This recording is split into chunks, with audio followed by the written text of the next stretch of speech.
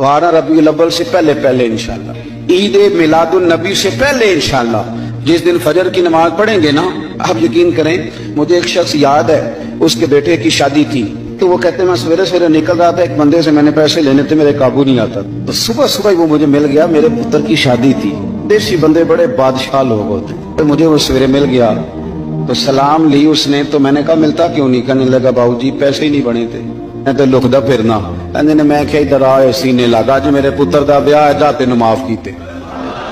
आप मेरी बात को समझें। तो यार जिस दिन किसी के बेटे की शादी, वो लोगों को कर्जे भी माफ कर देता है, तो जिस दिन तेरे और मेरे नबी का मिलाद होता है, ईद मिलाद वाले दिन भी खोट रखते हो, उस दिन भी रिश्तेदारों का गिला करते हो। अगर पढ़ो और दुश्मन को फोन करके कहो जा तुझे माफ किया, आज रहमत लिल आलमीन नबी का मिलाद शरीफ, आज रहमत लिल आलमीन नबी का मिलाद। ये ज़ौक़ हमारा इंशाअल्लाह मिलाद से पहले होना।